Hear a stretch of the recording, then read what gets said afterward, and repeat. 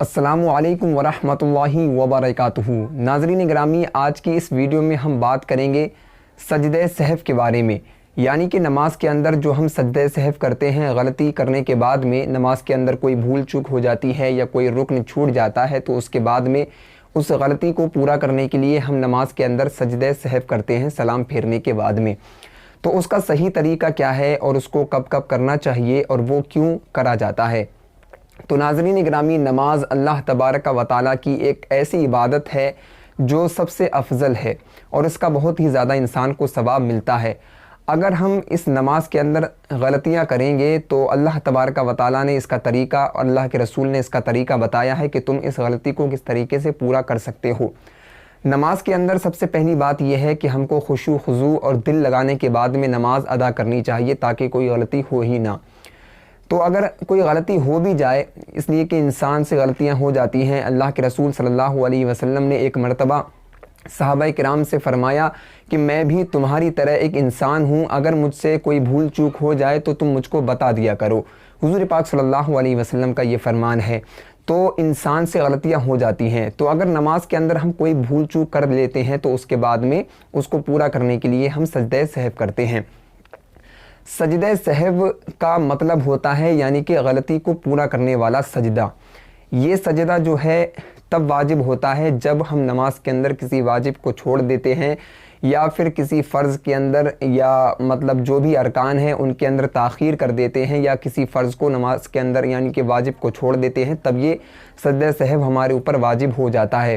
تو ناظرین گرامی، اس سجدے کو ادا کرنے کا طریقہ یہ ہے کہ جب ہم نماز کے اندر قاعدہ اخیرہ کرتے ہیں یعنی کہ ہم آخری قاعدے میں بیٹھتے ہیں تو سب سے پہلے اتحیات پڑھیں گے اور اتحیات پڑھنے کے بعد میں خاموش ہو جائیں گے اگر ہم امام کے پیچھے ادا کر رہے ہیں، ٹھیک ہے؟ اور اگر ہم اکیلے نماز ادا کر رہے ہیں اور اس کے اندر کوئی غلطی ہو جاتی ہے تو ہم کو صرف اتحیات پڑھنی ہے اور اتحیات پڑھنے کے بعد میں داہنی جانب ایک مرتبہ سلام پھیریں گے اور اس کے بعد میں 2 سجدے ادا کر لیں گے۔ یہ سجدہ سہو ہو جاتے ہیں اور اس طریقے سے جو آپ کی غلطی ہے وہ غلطی پوری ہو جاتی ہے۔ اب بات آتی ہے کہ یہ سجدہ واجب کب ہو جاتا ہے، یعنی کہ کیا ایسی غلطیاں ہوتی ہیں جس سے نماز کے اندر سجدہ سہو واجب ہو جاتا ہے؟ پہلا طریقہ یہ ہے کہ جب نماز کے اندر ہم کسی واجب کو چھوڑ دیتے ہیں تو اس کے بعد میں سجدہ سہو واجب ہو جاتا ہے۔ نماز کے جو واجبات ہیں وہ آپ انٹرنیٹ پر دیکھ سکتے ہیں یا پھر آپ کو کوئی کتاب ہو یا کسی عالم سے پوچھ سکتے ہیں کہ نماز کے اندر کون کون سے واجبات ہیں جن کو چھوڑنے کی وجہ سے ہمارے اوپر سجدہ سہو واجب ہوتا ہے۔ میں آپ کو یہاں پر کچھ بتا دیتا ہوں۔ سب سے پہلے نماز کے اندر ہم جو الحمد شریف پڑھتے ہیں تو الحمد شریف فرض کی پہلی 2 رکعتوں کے اندر اور نفل اور سنتوں کی یعنی کہ 4 رکعتوں کے اندر ہم کو پڑھنا واجب ہے۔ اگر ہم نے جو الحمد شریف ہے اس کو چھوڑ دیا تو ہمارے اوپر سجدہ سہو جو ہے وہ واجب ہو جائے گا۔ الحمد شریف پڑھتے ہیں تو اس کے بعد میں سورت ملاتے ہیں، یہ سورت ملانا بھی واجب ہے۔ اگر ہم نے سورت نہیں ملائی تب بھی ہمارے اوپر سجدہ سہو واجب ہو جائے گا۔ اور الحمد شریف اور جو سورت ہے اس کے بیچ میں کوئی فاصلہ نہ ہو یعنی کہ کوئی دوسری سورت نہ پڑھی جائے۔ اگر ہم نے کوئی دوسری سورت پڑھ لی تب بھی ہمارے اوپر سجدہ سہو جو ہے واجب ہو جائے گا۔ اور الحمد شریف فرض کی پہلی 2 رکعتوں میں اور سنت اور نفل کی 4 رکعتوں میں ایک ہی مرتبہ پڑھنا واجب ہے۔ اگر ہم نے 2 مرتبہ یا 3 مرتبہ پڑھ لی تب بھی ہمارے اوپر سجدہ سہو واجب ہو جاتا ہے۔ اس کے بعد میں آتا ہے مطلب تعدیل ارکان۔ تعدیل ارکان یہ واجب ہوتا ہے نماز کے اندر۔ مطلب یہ ہے کہ اگر تعدیل ارکان کس کو کہتے ہیں، سب سے پہلے ہم یہ جان لیتے ہیں۔ تعدیل ارکان بولتے ہیں یعنی کہ جو ہم رکن ادا کرتے ہیں اس کے اندر کم سے کم 1 مرتبہ سبحان ربی العظیم یعنی 1 تسبیح کے برابر ٹھہرنا اور زیادہ سے زیادہ 3 تسبیح کے برابر ٹھہرنا، یہ بھی واجب ہوتا ہے۔